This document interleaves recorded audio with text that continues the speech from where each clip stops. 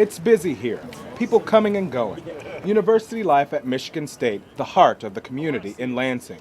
The capital city bustling with the making of laws and the downtown struggling to survive. But drive down Trowbridge and make a left on Harrison and you'll find home. Allah Allahu Akbar, Allahu Akbar, Allahu Akbar. A place where you can feed your soul and blanket yourself from the worries of life. The Islamic Center of East Lansing nurtures the greater Lansing Islamic community of around 5,000, offering a variety of services.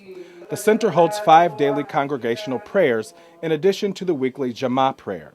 Short talks are given daily, following one or more of the daily prayers. During the month of Ramadan, there are also the Tarawih and Tahajjud prayers.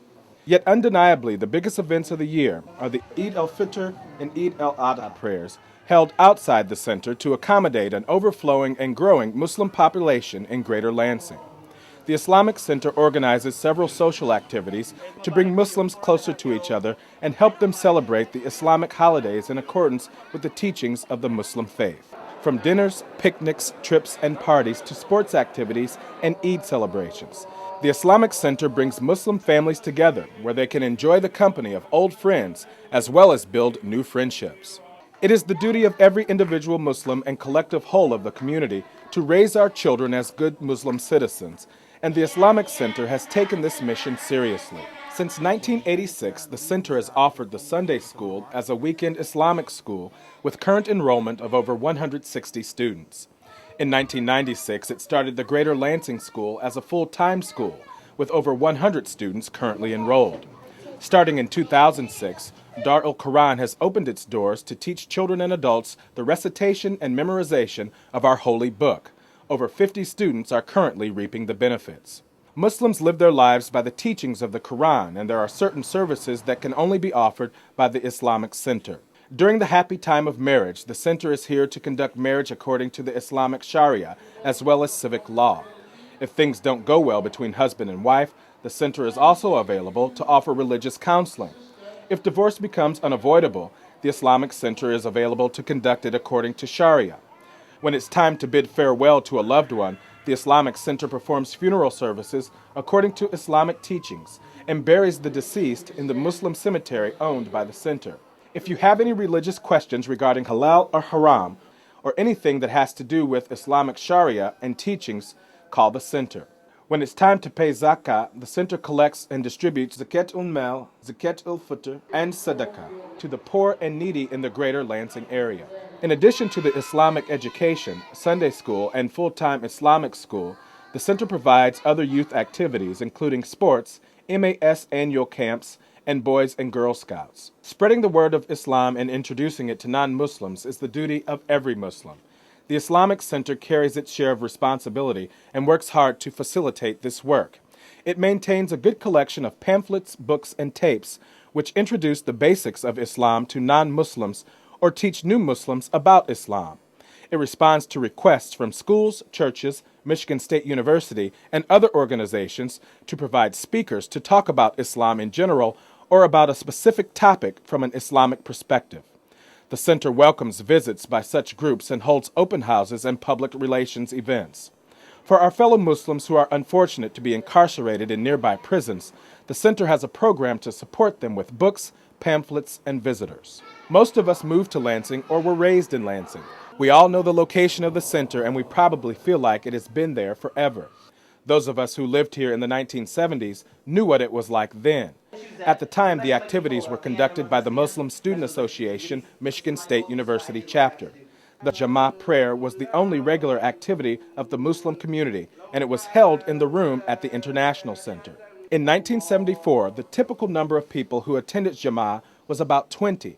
Their number was small, but not their vision. They realized that the presence of a mosque was necessary for a strong Muslim community.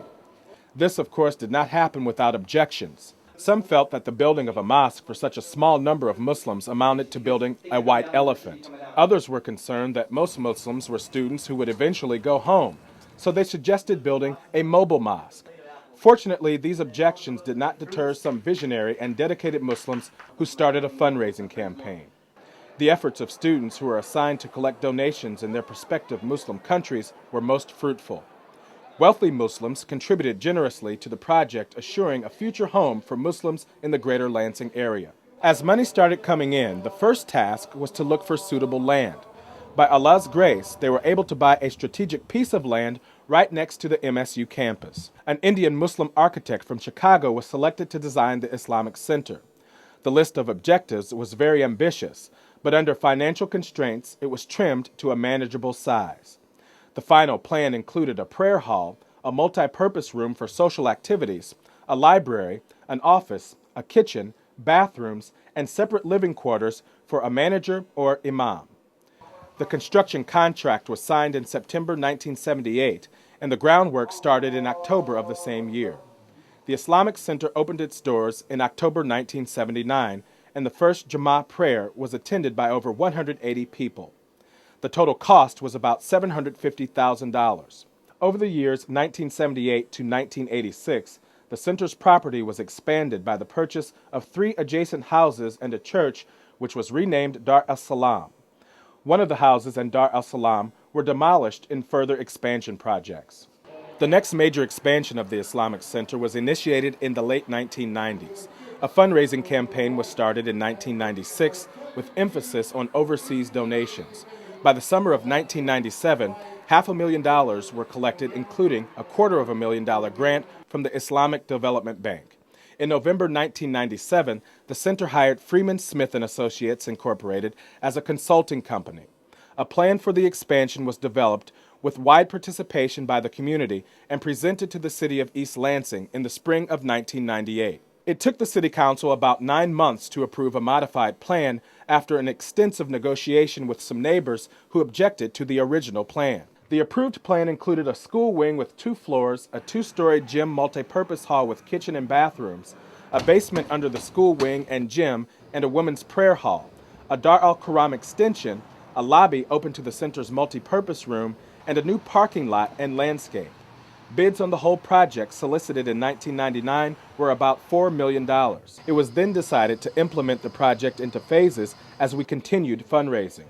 The first phase was to construct the basement and shell of the school wing and gym. It started in the summer of 2000 and was completed in the summer of 2001 and cost about $2 million.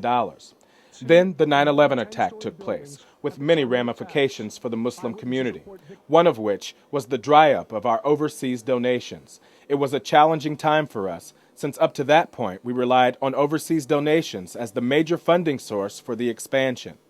The completed shell remained unused for 2 years. School growth was accommodated by 2 portable classrooms in the parking lot. In the summer of 2003, with the city's refusal to renew the temporary permits of the portable classes, we moved to the second phase of the project to finish the first floor of the school wing and gym without the gym floor, kitchen, or bathrooms. This phase was completed in December 2003 and cost about $1 million. It enabled the full-time and Sunday schools to start using the building and made a significant improvement in the school environment, which played an important role in the growth of both schools. The parking lot was finished in 2005. In the process of carrying out the first and second phases of the project, the Islamic Center borrowed about $1 million interest-free from the North American Islamic Trust and several brothers and sisters. A campaign to pay the debt was launched in November 2004 and was successful in reducing the debt at a rate of about $200,000 per year. All of these activities and projects were possible first by the grace of Allah and then by the support of the greater Lansing Muslim community. Your generous financial donations enabled us to pay back debts, carry out projects, and support running expenses of the center and full-time school.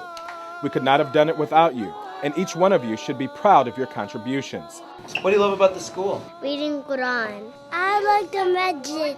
We learn Arabic and Quran. It's a center for us to give our dawah. It's a center for us to return, to our sense of reality.